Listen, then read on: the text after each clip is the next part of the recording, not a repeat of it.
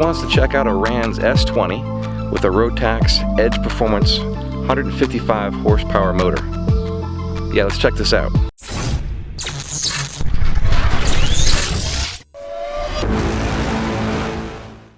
My name's Jeff Roach. We're here in Newton, Kansas. I'm building a RANS S20 all fabric.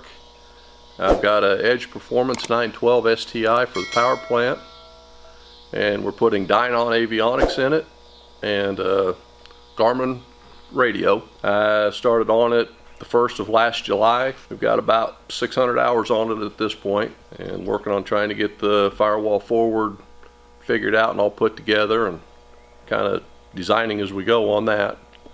As far as I know, I'm the first one that's ever put this motor on this airplane, so and we get to make it up as we go. At this rate, when are you thinking that you're going to have this thing flying? Because it looks like it's nearly there. Right now, my hope is to have it flying by the end of September, 1st of October.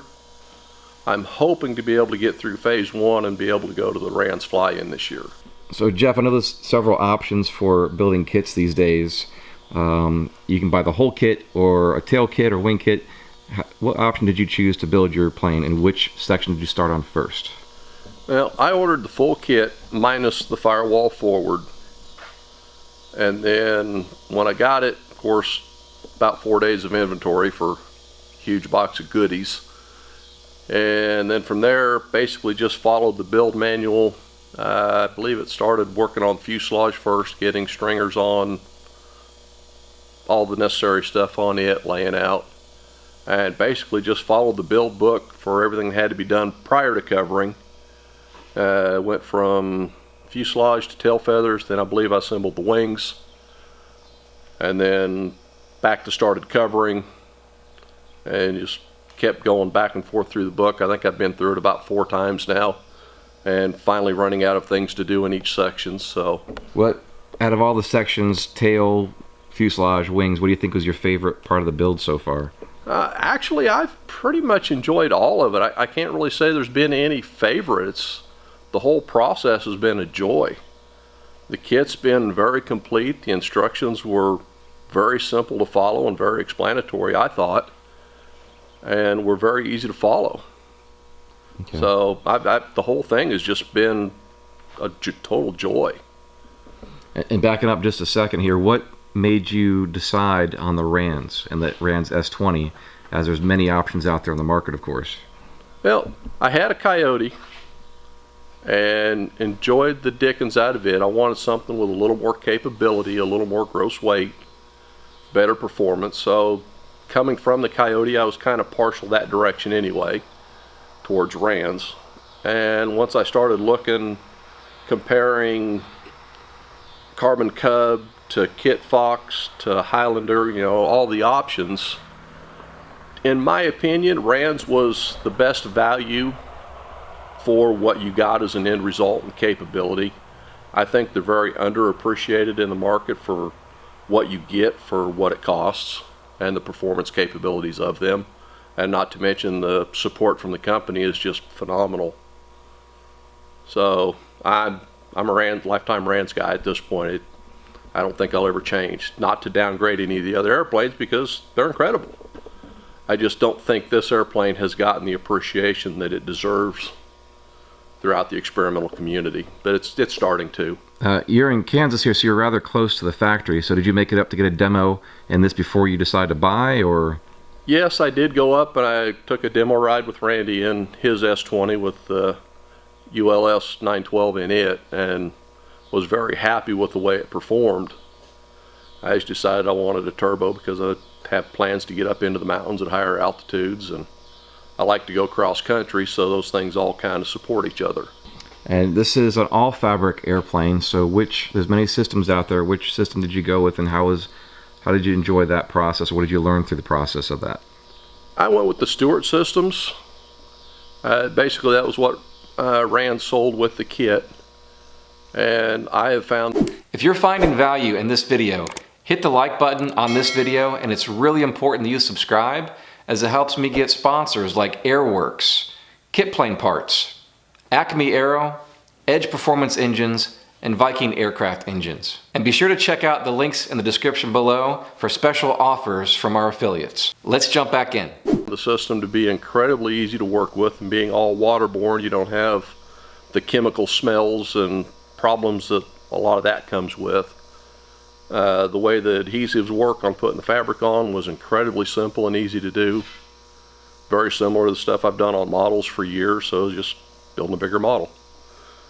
And the fabric system was very simple to use. This is the first full scale I've ever done, and I felt like it come out incredibly well. And then I've used the Stewart Systems paint, the waterborne paints. A little bit different learning their characteristics, but once you get the hang of it, it's actually a very nice system. And you've got a really nice sized shop here. I've covered everything from a back porch to a great big hangar, but you've got a good sized shop here. Is this where you started out from day one? Yes, it is. Okay.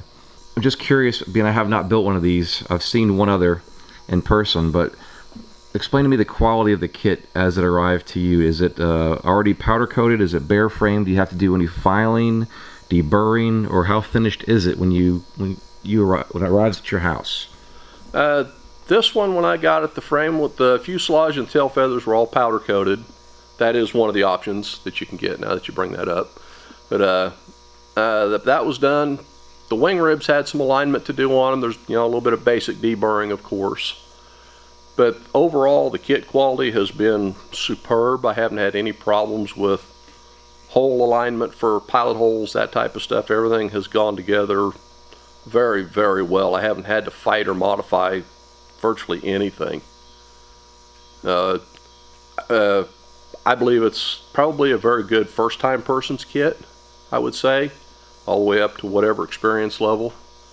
And I haven't built any other airplanes, so I have nothing to compare to. But in my opinion, I've worked in aviation for 30 years, and I would put the quality of Randy's kits up with anything I've ever built in the certified world.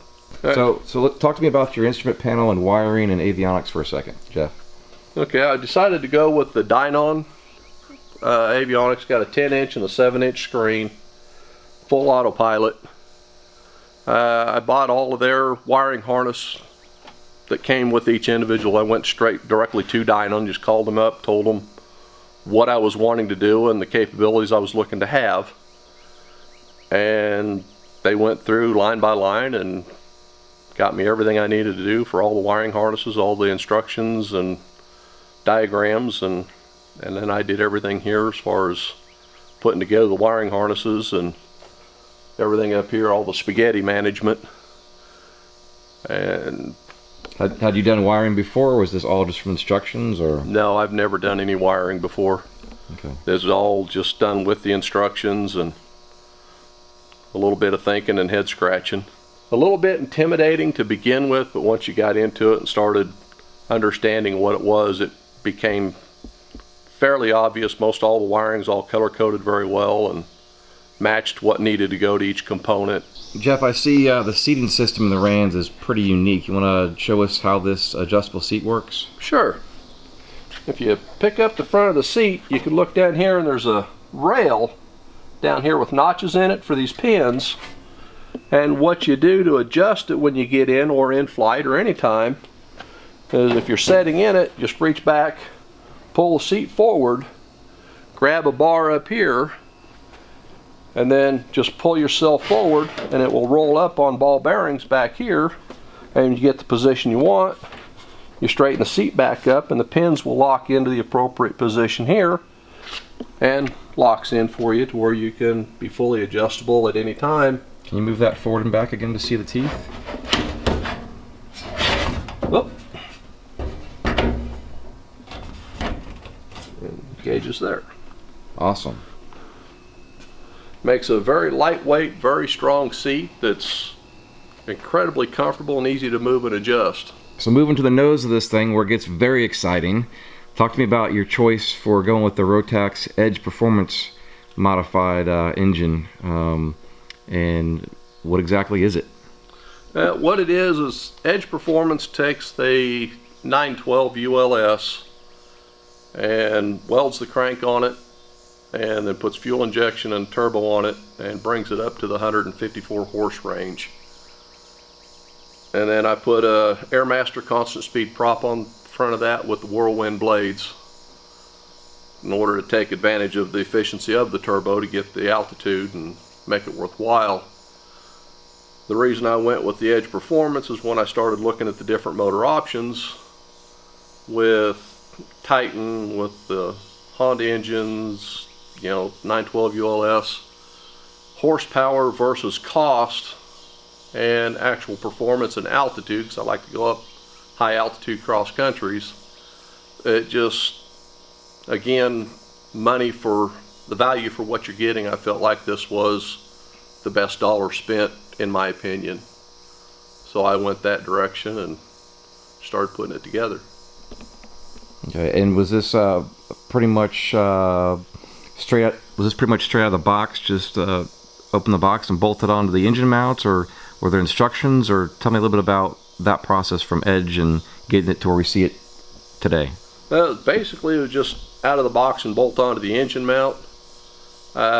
They don't currently have a whole lot of installation information on it, especially for this airplane.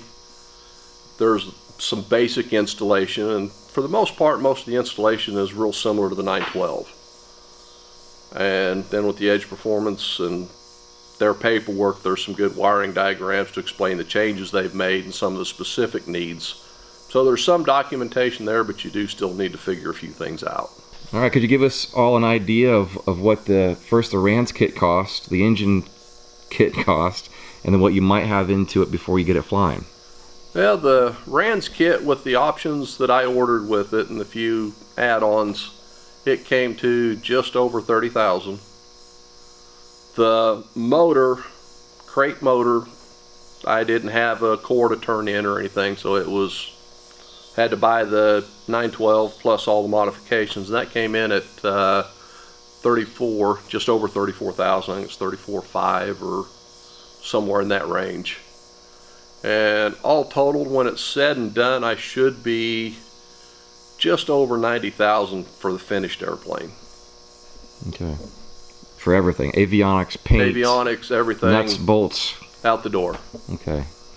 Well, now you've got it. You're nearly at that 90% done, 90% to go. Yes. Do you feel that you would do it again? Absolutely. I would definitely do it again. Okay. It's been a lot of fun. It's been a great journey. All right, Jeff. Well, thanks for giving us a quick tour around your project today. And I understand that RANS has some place on Facebook that you can go. Where are you posting? RANS Aircraft Owners is where I've been posting my progress and discussing things that are going on with it. Okay, so that, and on Michael's webpage, STOL Pilots? Kansas STOL Pilots. Kansas STOL Pilots.